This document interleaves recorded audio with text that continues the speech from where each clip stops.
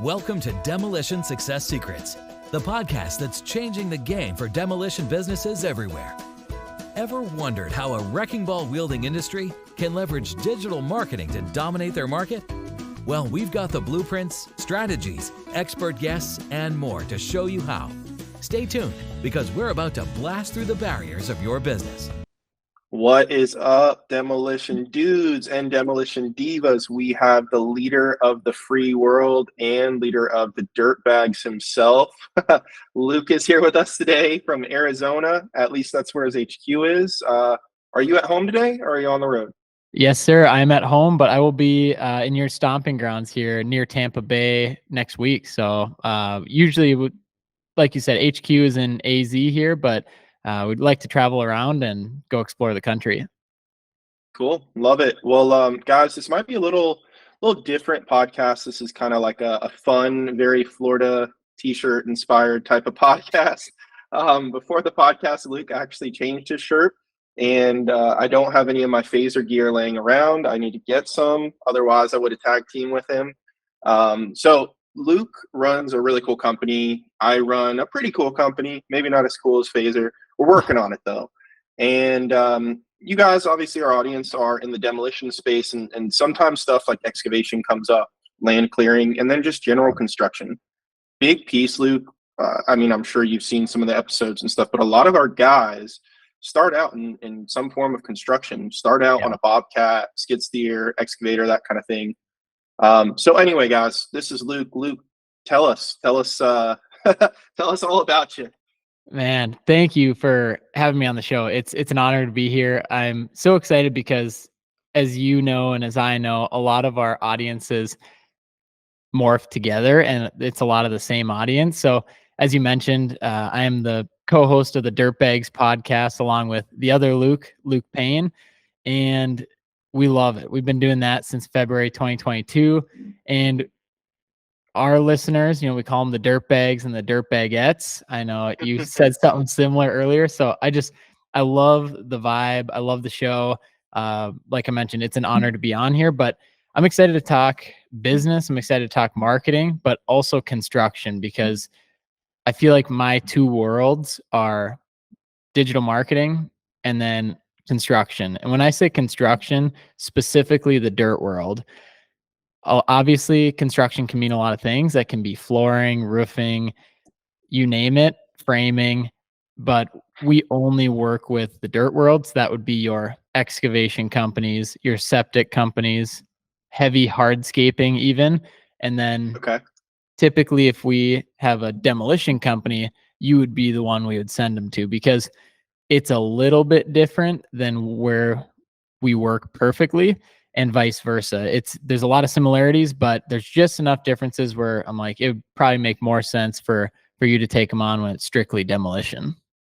Yeah, likewise. For us, we're pretty honed in, and we know what we're good at. We know what we're not good at. In the past life, so to speak, I had a general agency called Results Magnet. Still have it. We'll take people like occasionally, but we really don't want to get too sidetracked. So let's say you just kind of gave your target market. So for the audience, real quick, we normally do this at the back. How would they get in touch with you other than your hat, other than the sign? What is the best way to reach out to you if they fit in that target market? Yeah. Number one best way, connect with me on socials. You can find me Luke Eggebraaten on Instagram, LinkedIn, Facebook, but Phaser Marketing, I'd say I'm more active on that even. So look up Phaser Marketing, Instagram and LinkedIn. And then if you can't get to me there, you can also look our website up, phasermarketing.com, or look us up on the Dirtbags podcast, which is just dirtbagspodcast.com, or wherever you listen to your podcast. So it's not hard to find my phone number, my email, everything, and learn a little bit about us there. Yeah, I love it. I mean, your last name is like all of my name. The Luke name, it's like there's others out there in the world. My first name and my last name are like your last name, blessing and a curse. It's fantastic in the social world, because like Chayton, like people don't know how to spell it, but once they have it, there's none other. I'd imagine with your last name, I've never seen it to my knowledge other than for you. Yeah, it's Very uncommon. It's Norwegian, and Okay. my wife and I actually have a goal this year. So each year we set goals, and one of our goals is a bucket list section. And so you pull something from your bucket list and you do it that year. So this year, my bucket list item was to explore the Eggebraaten homeland, which happens to be Cool. a village just north of Oslo in Norway. And I believe the village is called Egge, so Eggge. And it sounds like that's where our ancestors came from. So part of my bucket list goal this year is to learn more about my heritage, where my family came from, and then also then go travel to that area and see if anyone's still around and go say what's up. Go knock on some doors. Have you Yeah, seen yeah, what was that show on HBO called where they did that in where they go, Italy or Greece? Um, the guy from Sopranos who played Christopher in Sopranos yeah, was on it, and it was a huge show. I can't even think about it. It was huge on HBO. Well, more or less, they do that. They go to the place, and it's like, it's your great great grandma or some relative, and the yeah. relatives are like legitimate from that country, Right. legitimately speak that language, and are not interested in someone who's like, "Can I come in your house? I'm you, you're me." They're like, "We don't want any of that. You're not us." Like we forgot about your Americanized version a long time ago. You're no longer a part of the clan. I don't wish that on you, but it was pretty funny to see that, like, oh, that stinks. You went all the way over there. Ugh. Well, Yeah. let's hope it works out really well. I don't know, probably about 6 months ago now, I went over to Europe and Africa, which is kind of cool, for about 2.5 months. So I checked that list off. I can't even tell you everywhere in Europe, but heritage is Irish and Italian. Spent a good amount of time in Italy as well as Ireland. Met zero clan members or family Yeah, members or dirt bags or any of that. There are probably some dirt bags around, but for sure. family and clan, I could not find. And frankly, like, I just wanted to kind of soak it in a little Yeah. bit. And times are so different. I could be anywhere in those countries and I'd still feel like it was nothing relative to what our grandparents or great grandparents, would have experienced. But boy, it was cool. And the food for sure in Italy was incredible. Yeah. Ireland, you know, I think I had corned beef once there, and I thought that would be like a big thing, like what you would have for St. Patty's Day. There was no green beer. I did see a bus, which ties into our world. It was on the bus, and it said artificial intelligence made this picture, and it said something like the script to the AI was show me an Irish man, and it had a leprechaun.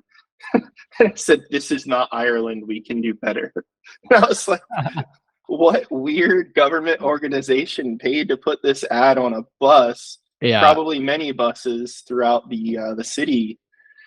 I don't know, man. I think that will be really cool, and it's definitely a different take than the way I went for my trip. My Yeah. trip was partially business, like filmed some really cool content, met some really good people, set up some really good relationships, and maybe one day we'll be over across the pond because I went on a few demo sites, Yeah. some crazy arenas, really crazy arenas, some hotels getting taken down. What we do is everywhere. Have you guys ever done like international type of So clients? we have some Canadian clients, but I don't consider that international, of course. And we've looked at doing some English speaking countries. For example, New Zealand and Australia would be a good start for us. We've got some dirtbags down under that listen to the show and own excavation companies that would be a good fit. And now we're just trying to figure it out of making that next step of bringing them on as a client. And really, it's simple what we do, and I know it's pretty similar to what you do. It's website SEO, paid ads, and when you look at it like that, it's all very similar across the other countries as long as it's English Mm, speaking, and a little bit changes with the domain, but not a whole lot. So we're excited to expand that way. However, it's not my number one focus because we still have a lot of states to go through here. We still have a lot of yeah. cities to bring clients in on. So I don't want to put all of our resources in expanding internationally when I think there's still another 500 clients we could bring on nationally. Spoken like a true dirtbag patriot.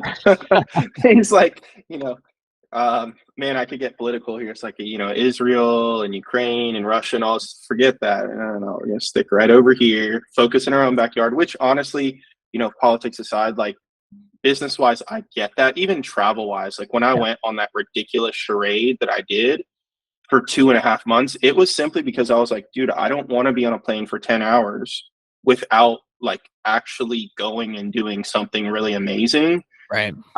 Like, and I had good seats and everything, and I was still like, I can't go to sleep on a plane.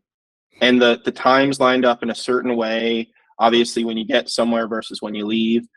And yeah, it was kind of a whole experience. So yeah, I'm with you. Like, there's so much that we can do in our own backyard, especially for the business models that we focus on. Like, what was it? I think it was yesterday. We had a really good podcast with a guy out in Texas, and he was Texas through and through and through and through. And it was actually really cool because they're doing like roughly $60 million a year in business in their demolition company. And he's going to listen to this and be like, yes, that's definitely me. He was such a solid, authentic, real guy. It was crazy. Like the types of people that are in our space are not all actual dirtbags. They're out there. There's some of those. But there's so many good, legit, like patriot, trying to take care of their brothers and their sisters and, their business family.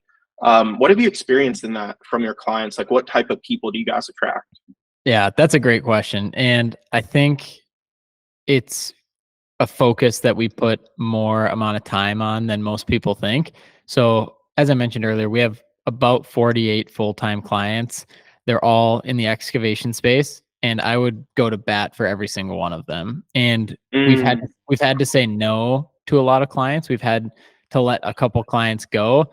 Obviously, we've been let go by a couple clients, and it's just how that works. But we are very picky with who we want to work with. And a couple of reasons for that. One, we want our relationship to be a 5, 10, 20-year business partnership. I don't like to look at it as they're hiring a marketing agency, but no, they're getting a full partnership, a full digital marketing department, a team that's going to work with them through the years, through the economical changes, through the ups and downs, the growth, the drops, everything. So at the end of the day, you want to work with people behind the business. And I think that is a huge advantage of our company is, of course, we only work with excavation companies. And I think on a personal level, we hit the nail on the head. So on the business level, that is something that we are continuously working towards beefing up. We're constantly adding more resources, investing in our team, but we had to start with the tried and true, just simply being a good person, being a good team, being transparent, owning our mistakes when there are mistakes. And that is how we've grown, is each client we work with. I always like to say we do a reverse NDA. And so if a client works with us, they have to realize that we're going to be talking about them to everyone. We're going to be showing off their website. We're going to be telling people what we're doing for SEO with them, because we have nothing to hide ever. There's no magic tricks with what we do. We just build good digital marketing habits. And when we've done more of that, it's really built more of a community within what we do. And then you tie in the Dirtbags podcast, where there's more than just digital marketing, but there's a podcast. There's something we can listen to every other week. And then we have our webinar series where you can learn a bit more. That's Dirtbags University. So there's just these avenues that we're building, as well as I wrote my first book and published it in March this year, and that's called The Digital Dirt World. So there's definitely this theme of value we're trying to add, but we're trying to do it in a way that even if you don't work with us, if you don't hire us as your marketing agency, you can still be very much a part of what we're trying to do to move the industry forward. Right. Yeah, that's amazing. Are you on the New York Times bestseller yet? Or like Grant Cardone, you're like elbowing, like get out of the way, basically. man. Yeah, Grant and I go way back for sure. But when he go to Miami, he actually's, this is so funny. It's a whole nother interesting topic, but let's just face it head on. So I live near Scientology HQ. That's right, Scientologists. Grant comes through. actually, in a weird way. From Miami, he bounces over because their headquarters is about 30 minutes from here. Mm-hmm. Man, we might want to put that as a hashtag when we put this online. There is a lot going on in that world right now. It's very interesting. There's a whole like protest and movement in that space. So very interesting, Mr. GC, and we'll see Tom Cruise lives over there for Scientology reasons. I'm actually fascinated by it. There's like a city called Clearwater. There's the beach, which is amazing, beautiful. Yep. And there's the city. And I promise you, and I'm not helping these demolition companies, I do have a strange inclination once a month to go pop on over there. I assume you've never been there before? Nope. It's wild. It's like an empty city. It's a downtown. It's cool. It looks nice aesthetically. And then you have a bunch of what I call like airplane, what are they? Not the pilots, but the people who help you with your chairs and stuff, the flight attendants. Flight attendants, yep. They're dressed up like that. And these people are like in training, or they're normal people not dressed up like that. And they're, you need big money to be a part of that, religion. It's just fascinating. I could talk about that forever, but I'll go through that city occasionally. There's no one there, but a bunch of these flight attendant looking people just scattering, walking around the roads. And there's a whole movement right now where they're like protesting it and trying to get their tax money taken away and stuff. I have no idea. We can go on a total rabbit hole about that. But Hulk Hogan lives right over there. And he just married a Scientologist, which is kind of fascinating. Yeah. He's like, he wears the Jesus piece and stuff. And then I'm like, wait a second, you just married a Scientologist. Like, I don't know how that works out. It's cool. Hulk Hogan tangent here. I got a photo the other day from a guest and a former client. He's moved on. He's now in the pool business. And that might actually, that's a side tangent there that I'll have to check on for later. But he sent me a picture of him on a wrecking ball. And he said, this is when the Miley Cyrus song came out. Thought it was so cool because this is my guy Mike sitting on a wrecking ball. Hulk Hogan, I showed him the video, did it was like a GoDaddy, I think it was called HostGator. Yep. Did a commercial where he was in a banana hammock in a man thong on a wrecking ball, and they played Miley Cyrus behind it. Oh man, Big what a sight! Did that? Yeah, what a viral ad. Tell me about that. Like, that's an example, right? How do you make what you guys do fun, sexy, appealing, call to action? We could talk nerdy. How do you guys do that so consistently in businesses, mine as well, that it's not frankly sexy. It's cool once you learn about it.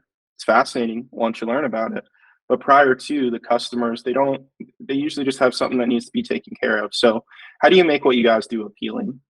Yeah, I love that. I think honestly, it's not even us. It's just taking what we know is badass of what our clients do and bringing it to life online. And it's,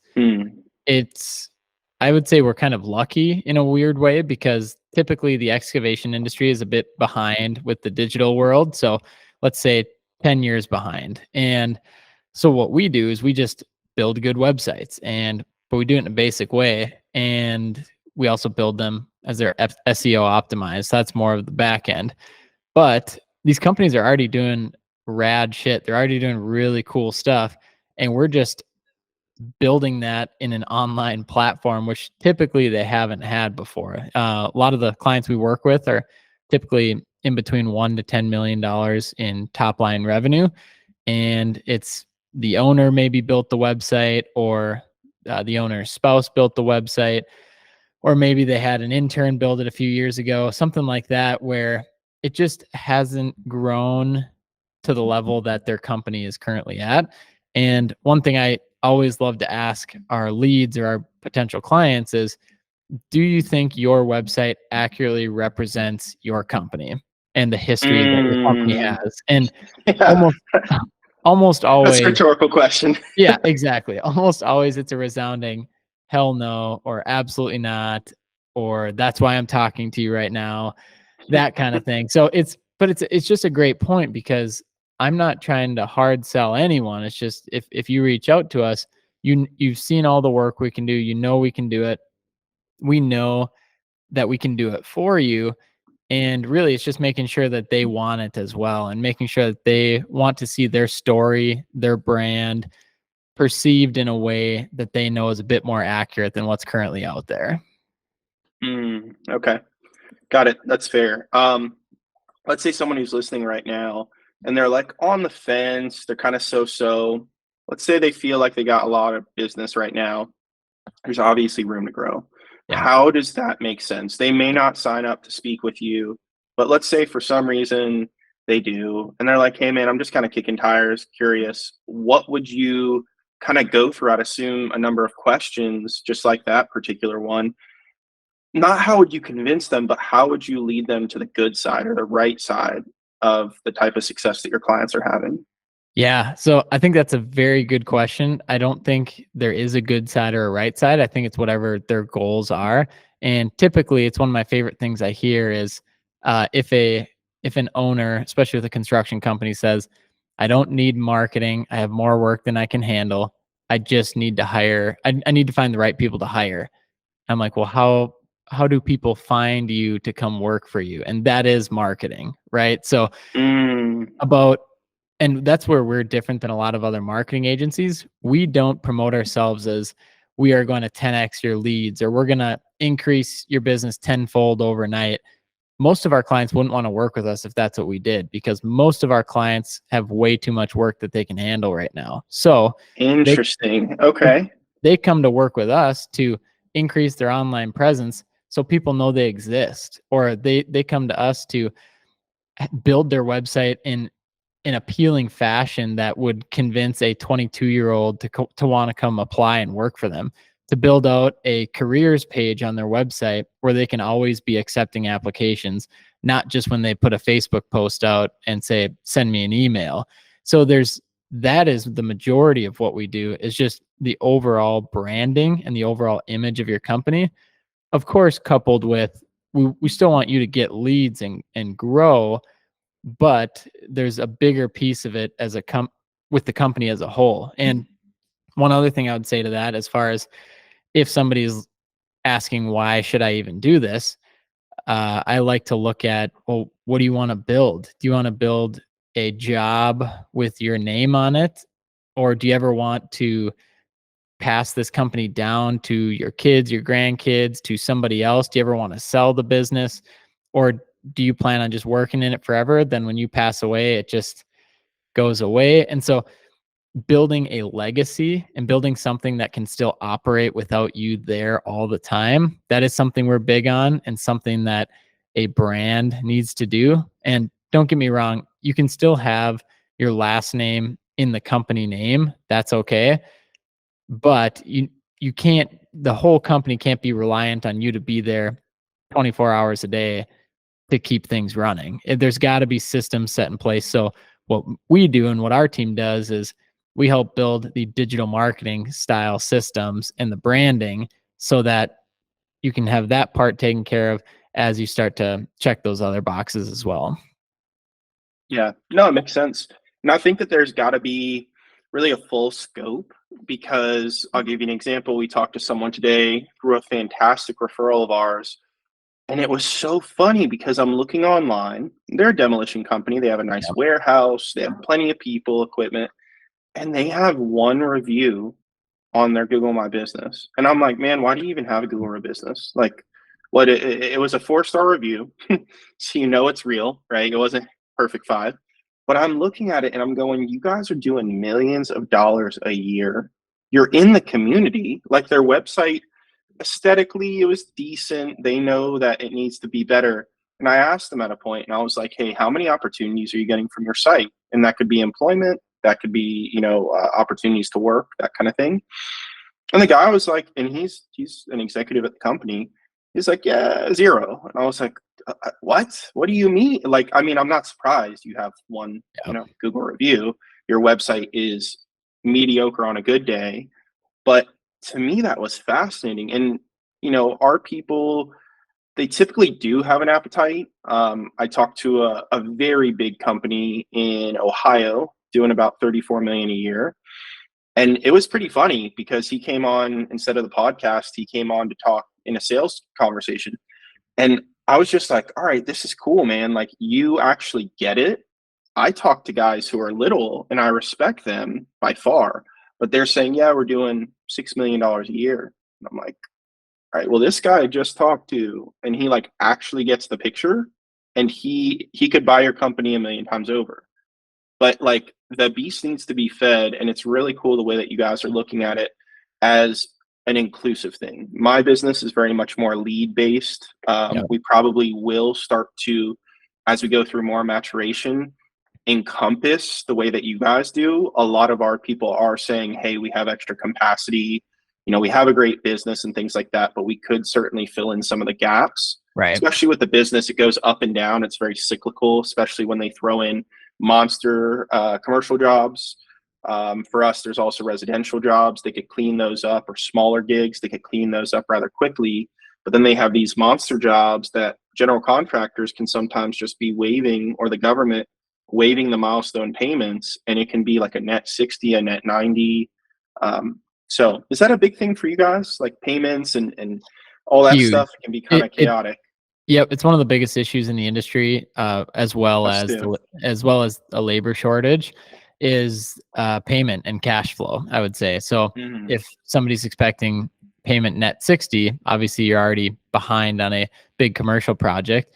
But then that's ideally if they pay on that 60th day, which what we've seen is a lot of times it doesn't happen. The GC will be pay when paid, and if they're not paid, they're not going to pay their subs, and it's just this whole mess. And then of course it falls on the sub to take care of their payroll and making sure that they can keep the business open while they're waiting for payment. So what we've seen with that is diversifying really helps if possible. Obviously it sometimes it's tough if you have a $20 million commercial project. You can't go get a bunch of residential projects as well. But if you're in that mid range, and this is typically who we work with, maybe a company doing 5 million a year, if you get a couple light commercial jobs, a few $100,000 or more, mix it in with some heavier residential jobs where, because the payment terms are a bit different. I'm not a huge fan of only small residential because of how many bosses you will have and how many clients you work with, especially in the Mm. space of excavation. Typically, it's if you're doing lawn care or landscaping, that's a bit different. But in excavation, a lot of our guys are fixing sewer lines, water lines, putting in septics, trenching, drainage, all of this stuff. So ideally it's some of these bigger residential projects or jumping in on some commercial jobs. So having a bit of diversity can really help when it comes to cash flow and payment terms. And then knowing your numbers has been the biggest thing, of making sure you know exactly what your cash flow needs to be, and then also what your profit is going to be, and bidding it right as well. Yeah, we hear a lot about kind of an underwriting process of customers, Yeah. because it may sound like the best slam dunk job. You may get the slightly over fluffed bid accepted, Yeah. and then you're working with like a slime ball. There's some people in popular culture that you've heard different stories about. We'll say, I'll go out there and say it like Trump. There's pros and cons, but he's notorious. My family's from Jersey, New York area, and my grandpa and my grandma and all that stuff. But you would hear kind of their stories, and for us, like I'm a business person, so I get it. Like, hey, there's probably way more to the story than him just, oh, I'm not going to pay this GC or this sub or whatever. Like, Yeah. forget them. There's probably more to that.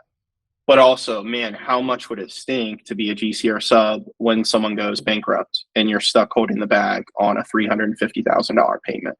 Yeah. Like that's brutal. It That's happens too. challenging. And unfortunately, it Yeah. happens too often, and you have to prepare for Mm. that as best as you can. But uh, Luke and I, the other Luke, we talked about this on the podcast of never assuming. You have to have everything in your contract up front. You never assume that they're going to want the dirt back in the hole, is what he even said. Is just you have to have everything listed out of what's going to be extra, what's going to be a change order, what we're going to do with the current bid. And sometimes it takes getting burned a couple times to realize that you need that, even the most ridiculous detail listed out in your contract. Yeah. Makes sense. Do you guys have any good resources for this? Because we've been, I have some contacts. They're not necessarily demolition specific lawyers or finance people. Do you guys have any people? We'd love to get them on the podcast. Maybe you could share their info if you have anyone to Yeah. shout out.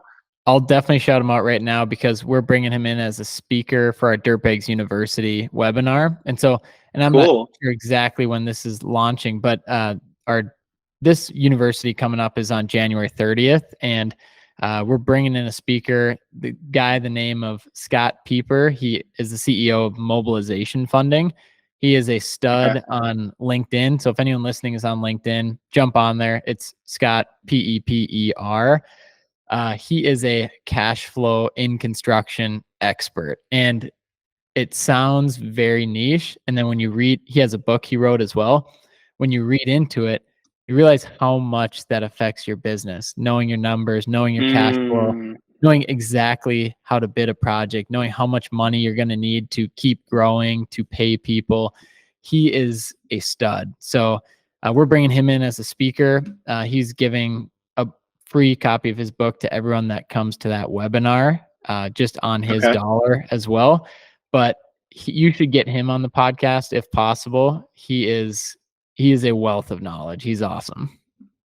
Okay. Love that. And it's ironic too, unless I'm totally wrong or his LinkedIn's not updated. Guess where he lives?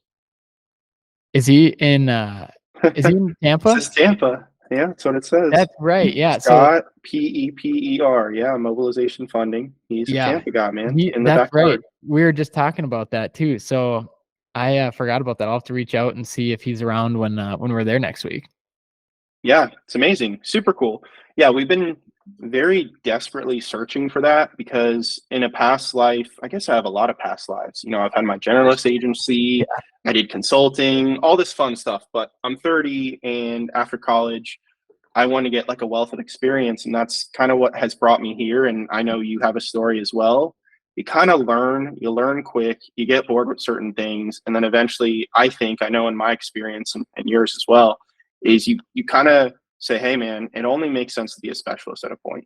I've done enough generalist type of stuff, whether it's marketing or construction or whatever, that eventually say, you know what, roofing is the thing, or demo is the thing, or excavation is the thing, lane clearing, what have you. And you could certainly be diverse, but try to have a strong suit at the end of the day where possible. You can do residential and commercial and all these things, totally have a mix of that. That's perfectly fine. But in terms of saying, I'm a construction guy, just forever, on and on, kind of tricky. As with your people, you can really deep dive and specialize, and with our people as well. So let me ask you on that. So we got the finance covered. Is there anyone in mind for legal? Because we touched on contracts and things like that.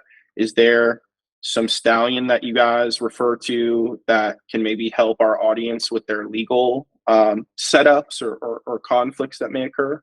Yeah, that's actually one I would say we don't have nailed down right off the top of my head. I've got a really good one for construction insurance. Actually, he's a dirtbag himself, was in the excavation industry for decades, and then opened up his own insurance agency that they work with construction companies only. So if you need somebody for that as well, I got a hookup for you there.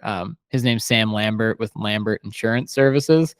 He's out of Utah, but he works with dirtbags all around the country. So probably has a house in Tampa too. I'm sure, but yeah, he's a good one. And then for legal, I'd have to look through my LinkedIn and see who we typically use for legal. Okay. Yeah, I love that. This is good because our audience, I don't even care if it's our behemoth guys who come on. These problems that we're citing are problems day in, day out, through and through. And it's one thing, like we said, for someone to get stiffed on $350K. Yeah. That's one thing. I mean, if you're doing $3 million a year, that's a bite. I talked to some of my monster guys and they're like, yeah, we've either put it up against insurance and our premiums obviously went up, or we got cut loose that next year. Or we don't. We just bite it and we try to write it off in taxes some way. But you can do it when you're a $30 million a year company. when you're a $3 million a year company, any company, to feel that kind of loss is huge. Yeah. So would love, love, love for our audience to be able to reach out to those people. Obviously, I will love to have them on the podcast, see if it's something they'd be open to. And last little bits is, have you ever been on sites? I think I know the answer to this, but I just want to check how often, or maybe a crazy story from being in the field with your clients. Yeah. So I'm gonna take it the other way. So I am rarely on site, rarely, and He's on we websites. He's maybe not on site. On site. yeah, the only time I'm on a construction site is if I this sounds terrible, but if I want to be there, if I'm visiting one of our clients, but we're never working as far as taking photos or video or anything like that. But this year is a good example. I'm planning multiple trips to go see our clients and go work with them. So not working from a marketing perspective, but just working with them on the job site. So we have a lot of septic companies, and so I'm going to be helping them pump tanks and just hanging out with them, going out grabbing dinner after, that kind of stuff. So that fires me up a lot more. We don't do any video or any drone footage in our agency. We don't even sub it out. We just refer out to our friends that do that for construction companies, and then they send us the content. So yeah, I'm excited this year. We've got a few trips planned. We got one East Coast trip where we're hitting probably about 12 of our clients, just going down the line there and trying to see them all in 4 or 5 days, and just have a good time. Like, go shoot the shit, jump in the skid steer, rip around on some side by sides. I love doing that stuff, and it's nice because our personalities line up quite a bit. And so we also, I'm a part owner in a racing company as well. And so we race side by sides and dirt bikes and mopeds and shit like that. So it's the two worlds of the construction industry and the dirt bags, and then turf wars is what the other business is. They collide so well. So we get to hang out with the same type of people. And it's just the people I really like to be around as well. Yeah, it's really cool. Like, one thing is making money, the other thing is possibly spending money. And it's Yeah. like, you do what you do in the business, and then you have the thing that just so happens to be, a working man, construction man type of thing, is anything to do with RVs, boats, ATVs, Yeah. dirt bikes, all that, and mopeds. That's hilarious. Love that. Are they off-road mopeds? Some of them, yeah. So it basically, Okay. in a nutshell, we put on this event a couple times a year, and you can race whatever you want. We have an open mod class as well. It's just a straight 300-foot track, head-to-head racing, and we have different classes. So we have a side-by-side class, a dirt bike class, but then open mod, you typically see a little bit of everything. We've seen see a lot of Banshees.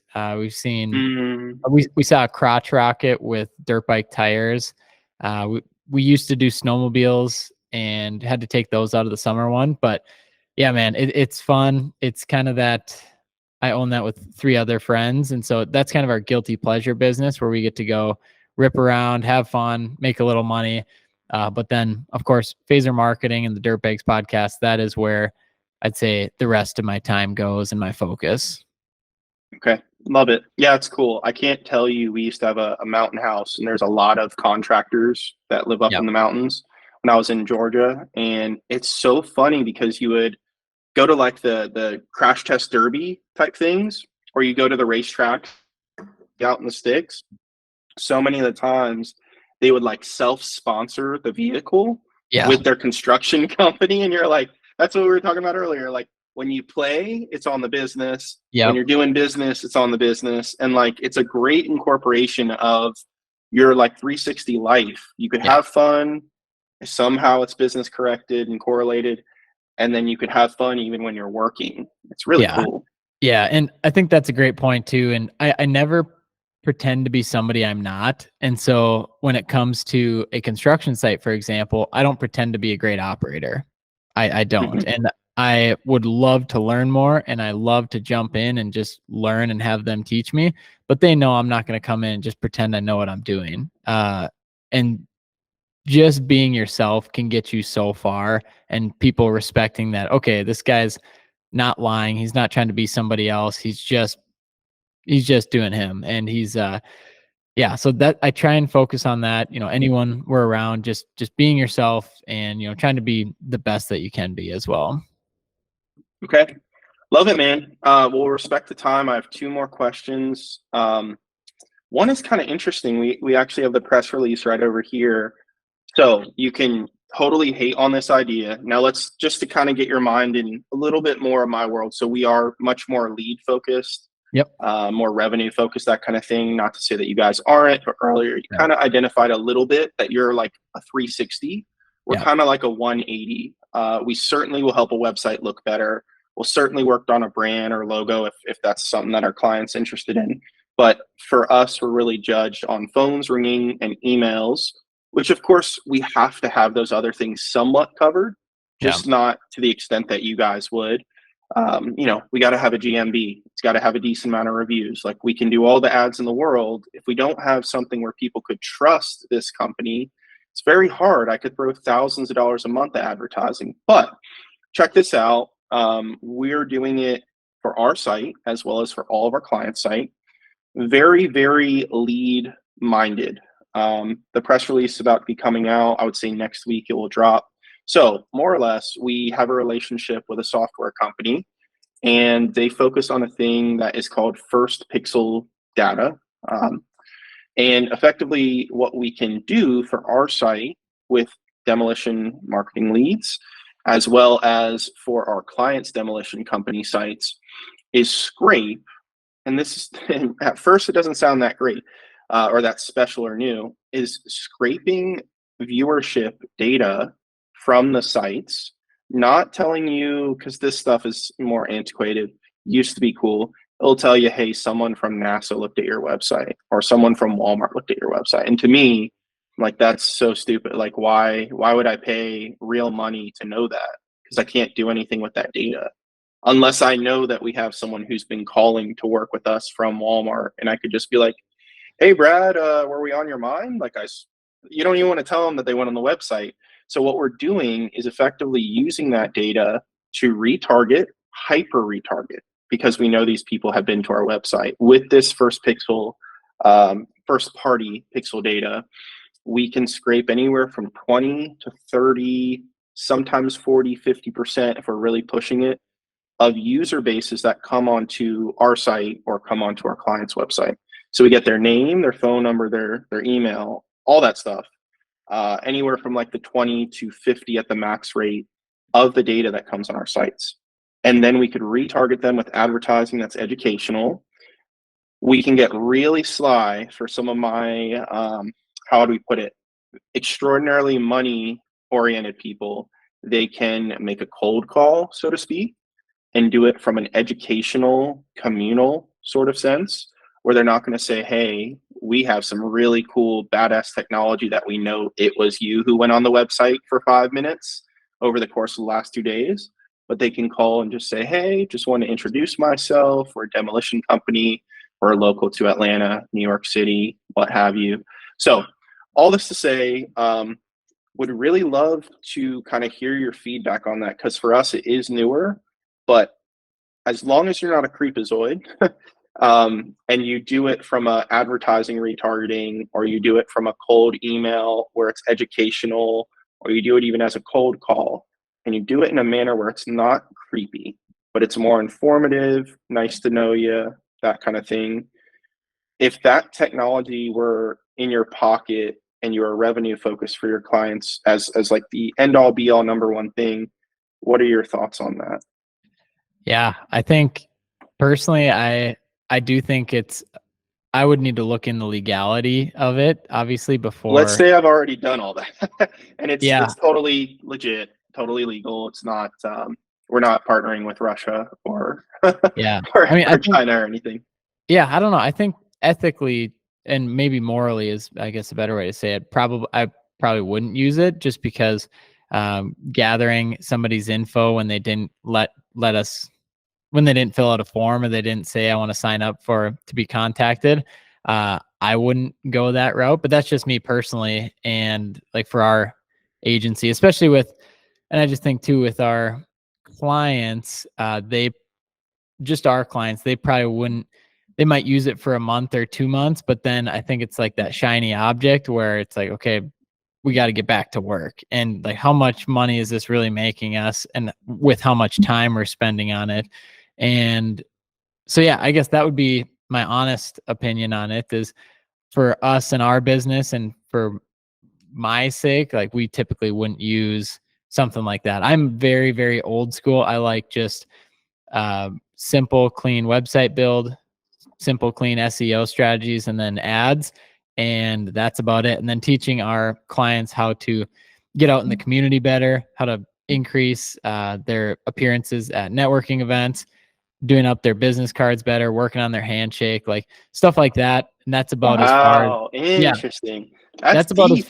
that's about as far as we go. And I always say Okay. too, the digital side of what we're taking care of should be about 20% of their whole plan. And so it's a very small slice of the pie instead of, because what I don't want to do is when a contractor starts working with us for them to just sit and stare at the phone and wait.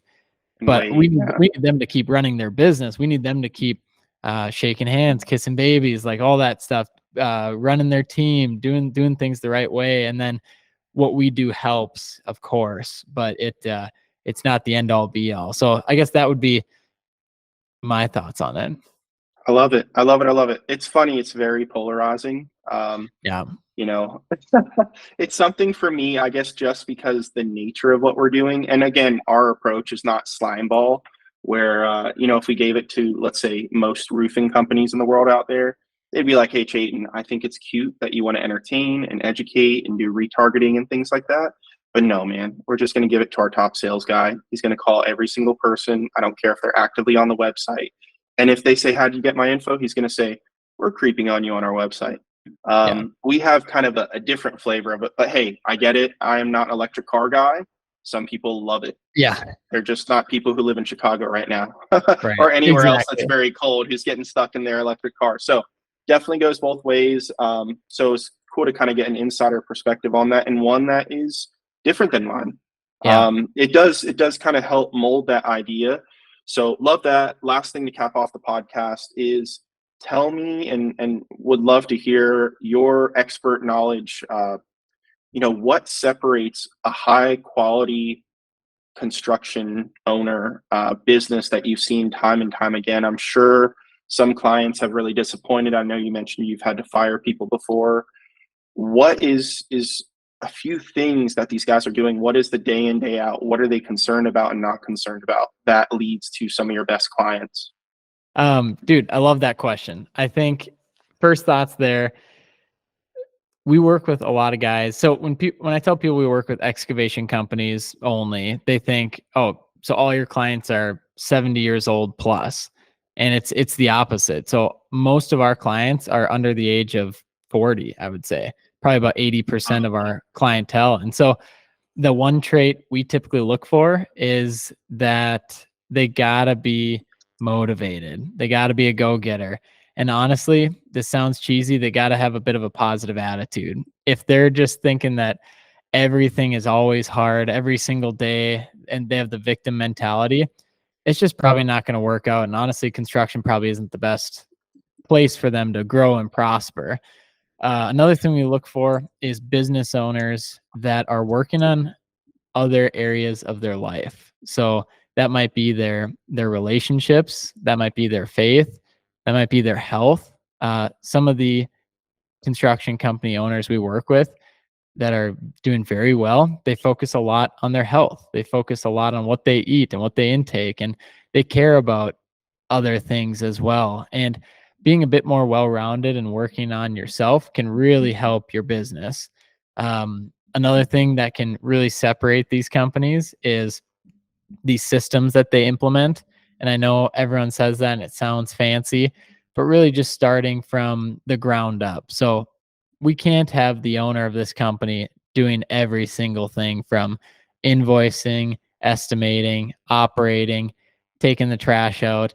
Yes, you're going to do all that stuff at the beginning, and it's great because you need to learn how to do it. But you got to start bringing in pieces to help. You got to start bringing in pieces to do it better than you can. I think Mm, I think what holds entrepreneurs back is when they think that they are the best person to do everything, or they are the best at what they're currently doing. And once you start bringing in a few talented people, you realize, man, these people can take care of my business better than I can. I'm not going to fire myself, but I'm going to bring in the pieces that are going to help elevate my business and bring it further than what I ever thought we could. And when people have that mindset of realizing they can't do it by themselves, they can really take that next step. And that could even go into the marketing conversation. Instead of the owner nickel and diming and saying, well, I could, instead of paying 1,500 a month, my daughter-in-law can do this or whatever. And it's like, yeah, she can do it. She built websites one time. But when you see that forward vision and that, okay, I see why they're doing this, and let's delegate it to them. Let's add that piece on.